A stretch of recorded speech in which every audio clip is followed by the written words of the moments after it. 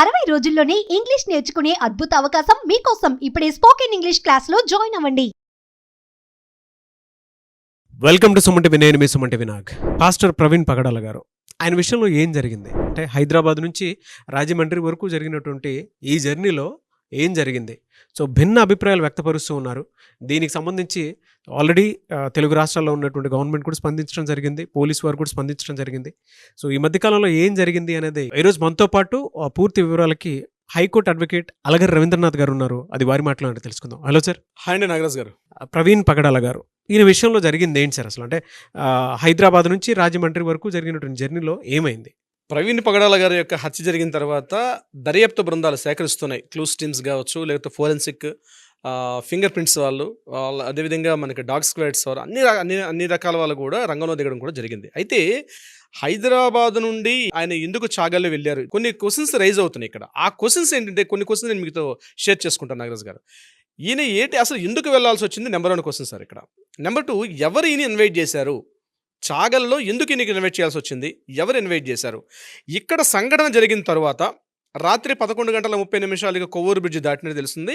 హత్య జరిగిన టైంలో మనకి నేను ఎస్పీ గారు చెప్పేటువంటి విషయాల్లో ఆయనకు ఒక కీలకమైన విషయాలు చెప్పారు. ఆయన చెప్పిన విషయం ఏంటంటే, మార్నింగ్ జరిగిన తర్వాత ఉదయం 8:30-9 గంటల వరకు మా ఏఎస్ఐ గారు ఆ ప్రాంతంలో వెళ్తుండగా ఈ యొక్క దృశ్యాన్ని చూశారు. ఇమీడియట్గా ఏఎస్ఐ గారు చూసిన తర్వాత విఆర్ఓ గారికి ఇన్ఫార్మ్ చేశారు. విఆర్ఓ గారికి ఎందుకు ఇన్ఫార్మ్ చేశారంటే, అనుమానాస్పద అతని వ్యక్తి ఎవరో మనకు తెలియదు కాబట్టి యాజ్ పర్ లీగల్ సిస్టమ్స్ ప్రకారం ఫస్ట్గా ఇన్ఫార్మ్ చేసింది విఆర్ఓ గారు చెప్పారు. విఆర్ఓ గారు అదేవిధంగా ఏఎస్ఐ గారు ఇద్దరు కలిసి ఆ యొక్క సంఘటన స్థలానికి వెళ్ళారు. వెళ్ళిన తర్వాత అసలు అతను చనిపోయి ఉన్నారా లేదా బతికున్నారా తెలియాలంటే డాక్టర్ గారు ఇన్ఫార్మ్ చేయాలి కాబట్టి ఇమీడియట్గా గవర్నమెంట్ డాక్టర్ గారు చెప్పారు.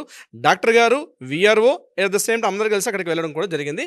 దాని తర్వాత అక్కడ పక్కనే ఒక మొబైల్ ఫోన్ పడుంది. ఆ మొబైల్ ఫోను అది టచ్ స్క్రీన్, ఆయన ఫింగర్ టచ్ ఉంది కాబట్టి అక్కడ విఆర్ఓ గారు, డాక్టర్ గారి యొక్క వారి నేతృత్వంలో ఆ యొక్క ఫింగర్ టచ్ చేయడం జరిగింది. అప్పుడు ఓపెన్ చేసినప్పుడు అందులో ఫస్ట్ ఒక పేరు బయటకు వచ్చింది, రామ్మోహన్ ఆర్జేవై అని పేరు ఉంది. అంటే ఆయన చిట్ట చివరిగా మాట్లాడిన కాల్ ఎవరిదంటే రామ్మోహన్ ఆర్జేవై గారికి. ఆ రామ్మోహన్ ఆర్జేవై గారికి కొంచెం కాల్ చేయడం జరిగింది. లాస్ట్ కాల్, అదే లాస్ట్ అంటే కాల్ లిస్ట్లో అదే లాస్ట్ కాల్ అనమాట. ఆయన చేస్తే ఎవరి రామ్మోహన్ ఆర్జేవై గారిని తెలిసింది ఏంటంటే, ఈయన ఎప్పుడైనా ప్రవీణ్ పగడాల గారు ముఖ్యంగా ఇలాంటి మీటింగ్స్కి రాజమండ్రి వచ్చేటప్పుడు ఈయనకి ఇక్కడ వసతి ఏర్పాటు అన్నీ కూడా ఏర్పాటు చేసేది ఈ రామ్మోహన్ ఆర్జేవై వాళ్ళ ఫ్యామిలీ వాళ్ళు. సో ఆయనకి ఇన్ఫార్మ్ చేసి ఈయన యొక్క వివరాలు అప్పుడు తెలిసింది.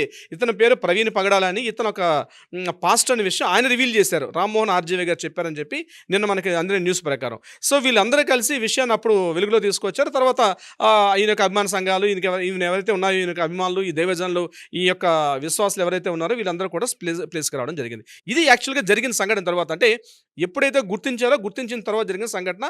ఇమీడియట్గా అక్కడ ఉన్నటువంటి రాజానగరం సిఏ గారు, ఆయన పేరు వీరయ్య గౌడ్ గారు. వీరయ్య గౌడ్ అనేటువంటి సిఏ గారు ఇమీడియట్గా రావడం, దీన్ని పూర్తిగా అక్కడ పంచనామాలు చేసి అంటే బాడీని తీసుకొని గవర్నమెంట్ హాస్పిటల్కి హ్యాండ్ ఓవర్ చేయడం జరిగింది. అయితే ఇక్కడ పాయింట్ ఏంటంటే, రాత్రి అక్కడ సీసీటీవీ ఫుటేజ్కి వెళ్ళారు. ఎవరెవరు చేశారంటే, రాత్రి 11:30 లాస్ట్ సీసీటీవీ ఫుటేజ్ మనకు కనిపించింది. ఆ సీసీటీవీ ఫుటేజ్లో ఆయన ఆ టోల్ గేట్ దాటిన తర్వాత టోల్ గేట్ దగ్గర సీసీటీవీ ఫుటేజ్ ఆయన దాటుకుంటూ బ్రిడ్జ్ మీదకి ఎక్కుతున్నారు. అంటే 4వ బ్రిడ్జ్ అది, అంటే కొవ్వూరు నుంచి ఈ రాజనగరానికి వచ్చేటప్పుడు గోదావరి పైన ఉంటుంది లాస్ట్ వంతెన. అదే ఆ వంతెన దిగితే ఇంకా రాజనగరానికి వచ్చేస్తాం మనం. ఆ లాస్ట్ ప్లేస్లో ఆయన దాటుతున్నట్టు మెల్లగా టర్న్ చేసుకుంటూ వస్తున్నారు. అది చాలా స్లో మోషన్లో ఉంది. ఇంకొకటి ఏంటంటే, ఆయన హెడ్లైట్ ఆఫ్ అయి ఉంది. అక్కడ హెడ్లైట్ ఇండికేటర్స్ మాత్రం వెలుగుతున్నాయి తప్ప మెయిన్ హెడ్లైట్ మాత్రం ఆఫ్లో ఉంది. అవి లేదు, అది కూడా ప్లే చేయండి. సో ఆ హెడ్లైట్ ఆఫ్ అంటే, హెడ్లైట్ ఎందుకు ఆగుంది అంటే, ఆయన మీద ఏమైనా ముందుగా దాడి చేశారా, ఇంకా మార్గ మధ్యలో ఎక్కడైనా దాడి జరిగిందా, అంటే ఇది మృత లేకపోతే యాక్సిడెంట్ అని తెలియడానికి కొన్ని డౌట్స్ రైజ్ చేశారు. అందులో భాగంగా ఆయన హెడ్లైట్ అప్పటికే ఆఫ్ అయి ఉంది. హెడ్లైట్ ఆఫ్ అవ్వడం, నెంబర్ 2 ఏంటంటే ఆ వెహికల్ కూడా స్లో మోషన్లో వెళ్తుంది. అంటే ఫాస్ట్గా రావట్లేదు, మెల్లగా సైడ్ నుంచి తప్పించుకుంటూ వస్తున్న వీడియో చూసాం మనం. అంటే ఆయన ఏమైనా అంతకుముందు అటాక్ జరిగిందా, అదొకటి ఇంపార్టెంట్. మనకి తెలిసింటే రామ్మోహన్ ఆర్జేవై గారితో లాస్ట్ కాలం మాట్లాడారు. దర్యాప్తు బృందాలు వాళ్ళ యొక్క ఇన్వెస్టిగేషన్లో భాగంగా బస్ ఈయన కూడా మళ్ళీ పిలిచి మాట్లాడతారు. అంటే హైదరాబాద్ నుంచి రాజమండ్రి వస్తున్న మార్గ మధ్యలో ఎవరెవరితో మాట్లాడారు, ఎవరెవరిని మీట్ అయ్యారు, ఇవి కూడా అందులో వస్తాయి మనకి. ఇకపోతే ఈయన మీద అటాక్ జరిగింది అనడానికి దృశ్యంగా అక్కడ కొన్ని బ్యాంబూ స్టిక్స్ ఉన్నాయి, కొన్ని వెదురు బొంగులు ఉన్నాయి. వాటి మీద అక్కడక్కడ రక్తపు చారికలు అయితే కొన్ని ఉన్నాయి. అక్కడ బహుశా ఈయన మీద ఏమైనా బ్యాంబూ స్టిక్స్ అటాక్ చేశారా అన్నట్టుగా కొన్ని డౌట్స్. అంటే ఇది హత్య అని చెప్పడానికి కొన్ని ఆధారాలు కనిపిస్తున్నాయి. కానీ ఎస్పీ గారు చెప్పడం ఏంటంటే దీని మీద మనం దర్యాప్తు చేస్తున్నామని. బట్ మనకు అందరికీ నేను చూస్తున్నట్టు ఆ వీడియో ఫుటేజ్ అవన్నీ చూస్తుంటే బ్యాంబూ స్టిక్స్ అయితే కొన్ని కనిపిస్తున్నాయి. దాని మీద కూడా కొన్ని రక్తపు చారికలు కూడా ఉన్నాయి. ఏదేమైనప్పుడు కూడా ఈ బ్రిడ్జి దగ్గర ఈయన లాస్ట్ ఫుటేజ్ 11:31 దొరికిన అక్కడ నుంచి ఈయనకి జరిగిన సమయం ఏదైతే ఉందో అది పోస్ట్ మార్టంలో ఆ టైం మెన్షన్ చేస్తుంటారు. ఏ టైంలో ఆయన లాస్ట్ బ్రీత్ తీసుకున్నారనేది పోస్ట్ మార్టం రిపోర్ట్లో వస్తుంది. ఇన్ బిట్వీన్ ఈ గ్యాప్ 6 కిలోమీటర్ల 300 మీటర్లు సుమారుగా జరిగిన సంఘటనకి ఈ 6 కిలోమీటర్ల 300 మీటర్ల డిస్టెన్స్లో ఏమి జరిగింది, ఇక్కడ ఎవరెవరిని కలిసారు, అక్కడ సీసీటీవీ ఫుటేజ్ మనకు దొరకట్లేదు. ఇక ఉన్నటువంటి ఏకైక అవకాశం ఏంటంటే మొబైల్. ఆ మొబైల్ ఫోన్లో లాస్ట్ కాల్ మాట్లాడారు. ఇక ఇది కాకుండా ఇంకెవరైనా బెదిరించే ప్రయత్నం కానీ ఇంకేమైనా కాల్స్ మాట్లాడారా, ఇది కూడా ఇంపార్టెంట్. ఇక్కడ ఈయన జరిగిన సంఘటనలో వీళ్ళు కాకుండా 2-3 ఏమైనా ఉన్నటువంటి కాలు గుర్తులు చూస్తారు. ఇక్కడ పోస్ట్ మార్టం చేసేటప్పుడు అక్కడ ఏమైనా కాలు గుర్తున్నాయా, చేతి గుర్తున్నాయా, ఫింగర్ ప్రింట్స్, ఫోరెన్సిక్ నిపుణులు అందరూ కూడా. ఇంకొకటి ఏంటంటే ఆయన ఒక మాట అన్నారు, నేను ఎస్పీ గారు చెప్పిన మాట ఏంటంటే టెక్నాలజీ అద్భుతమైన టెక్నాలజీ ఉంది. మీరు ఊహించినటువంటి అద్భుతమైన టెక్నాలజీ మన రాష్ట్రంలో ఉంది, ఆంధ్రప్రదేశ్లో.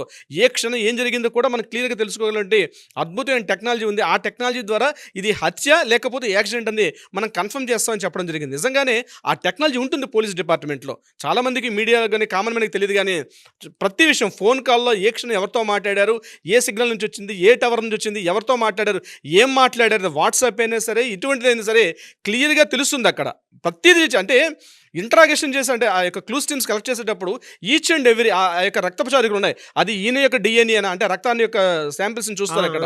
అది సేమ్ డిఎన్ఏ ఉంటుందా లేకపోతే వేరే డిఎన్ఏ అంటే ఒకవేళ కొట్లాట జరిగింది అనుకోండి, ఆ కొట్లాట్లో వాళ్ళు కూడా చేతికి గాయం లేదా గాయం తేలితే ఆ ప్రతి అండ్ ఈచ్ అండ్ ఎవ్రీ యొక్క డిఎన్ఏని కూడా శాంపిల్స్ కలెక్ట్ చేస్తారు.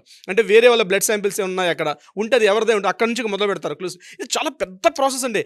నేర పరిశోధన అన్నది అదొక పెద్ద సబ్జెక్ట్. క్రిమినాలజీలో ఉంటున్న సబ్జెక్ట్ ఏంటంటే నేర పరిశోధన అనేది చాలా పెద్ద వాషన్. అది ఆ యొక్క నిజంగా చేయాలనుకుంటే పోలీస్ డిపార్ట్మెంట్ వాళ్ళు చేయగలరు కూడా. అది నిజమా కాదని తేల్చి అద్భుతం టెక్నాలజీస్ వచ్చాయి. ఇంతకుముందు టెక్నాలజీ లేదు. ఈరోజు టెక్నాలజీ సహాయంతో కూడా అసలు నిజంగా జరిగిందా లేదా, అసలు ఏం అవకాశం లేకపోయినా కూడా శూన్యులోంచి కూడా పట్టుకొస్తారు మన పోలీస్ డిపార్ట్మెంట్ వాళ్ళు. అద్భుతం నిజంగా. ముఖ్యంగా వ్యవస్థ పనిచేస్తున్నటువంటి దర్యాప్తు బృందాలు కూడా అక్కడ ఉన్నటువంటి వ్యవస్థ కూడా. నేను ఎస్పీ గారిని మరొకసారి ఇప్పుడు ప్రతి వీడియోలో మనం చెప్తున్నాం, మరొక వీడియోలో కూడా అభినందించాల్సిన వస్తుంది. అటువంటి స్థాయి కలిగిన వ్యక్తులు అక్కడ ఉంటే దర్యాప్తు సక్రమంగా జరుగుతుంది. ఎందుకంటే ముఖ్యమంత్రి చంద్రబాబు నాయుడు గారు స్వయానా మాట్లాడడం జరిగింది. హోమ్ మినిస్టర్ అనిత గారు కూడా ఇది పూర్తిగా జరగాల్సిన దర్యాప్తు పూర్తిగా జరిపిస్తామని చెప్పి ప్రజలకు ఒక హామీ భరోసా కూడా ఇస్తున్నారు. ఏదేమైనప్పుడు కూడా డౌట్ఫుల్ ఏంటంటే ఆ కొవ్వూరు బ్రిడ్జి రాత్రి 11:31 జరిగిన సంఘటన నుంచి ఈయన ఎప్పుడైతే చనిపోయారో ఈ సంఘటన మధ్యలో ఏం జరిగిందని తెలిస్తే మొత్తం యొక్క స్టోరీ అంతా కూడా వెలుగులోకి వచ్చే అవకాశం ఉంటుంది. టోటల్ ఎంత సార్? 6 కిలోమీటర్స్ ఉండొచ్చు. 6 కిలోమీటర్ల 300 మీటర్లు అని చెప్తున్నారు సార్. సో మధ్యలో ఏం జరిగింది అనేది మాత్రం సస్పీషియస్ అనమాట. అవునండి. పోలీస్ యంత్రాంగం చెప్పినటువంటి ఇన్ఫర్మేషను. సో ఇది ఈ విధంగా జరిగింది, ఉన్న సీసీ ఫుటేజ్ ప్రకారం ఉన్న ఆధారంగా ఇది జరిగింది అని చెప్పేసి రివీల్ చేయడం జరిగింది. సో వారికి కూడా స్పెషల్ థ్యాంక్స్ మనం చెప్పాలి. ఎందుకు అనంటే వెంటనే స్పందించి ఏం జరిగిందని చెప్పేసి ఇష్యూ సెన్సిటివ్ అవ్వకముందే అలాంటి వారు అప్రమత్తంగా ఉండి స్పందించడం అనేది చాలా మంచి విషయము. అండ్ ఇలాంటి దారుణాలు జరగకూడదు, బాధాకరం కూడా, నో డౌట్. అండ్ మీరు ఇందాక చెప్పినట్లు టెక్నాలజీ కూడా అందుబాటులో ఉంది. త్వరితగతిన దీనికి కూడా ఒక రైట్ జస్టిస్ జరుగుతుందని మాత్రం భావిద్దాము. చాలామంది స్పందించడం కూడా జరిగింది. అండ్ మీరు మాట్లాడిన దాని ప్రకారం సార్ కాల్ డేటాను బట్టి కూడా కొంత విషయాలు సేకరించేటువంటి అవసరం ఉంది. ఏం జరిగింది, ఏంటి, అంతకుముందు ఎవరితో మాట్లాడారు, ఈ గ్యాప్లో ఏం జరిగి ఉంటుంది అనేటువంటిది. సో మీరు ఒక కీలక పర్సన్ పేరు కూడా చెప్పడం జరిగింది. ఆయన రాజమండ్రి ఎప్పుడు వెళ్ళినా కూడా ఆయనే వీటికి సంబంధించినటువంటి ప్రతి డేటాని చూసుకుంటూ ఉంటారు అని చెప్పి ఆ కన్వర్జేషన్. సో అక్కడ కన్వర్జేషన్ ఏం జరిగింది ఏంటి అనేది కూడా దాన్ని బట్టి కూడా కొంత తెలియాల్సినటువంటి అవసరం ఉంది. ఏదేమైనా ఏ విధంగా ఉంటుంది దీనిపై మాత్రం త్వరగా ఒక్కొక్క జడ్జిమెంట్ రావాలని మాత్రం కోరుకుందాం. అవునండి నాగరాజ్ గారు. Anyways thank you so much Ravindranath గారు. Thank you so much Nagaraj గారు.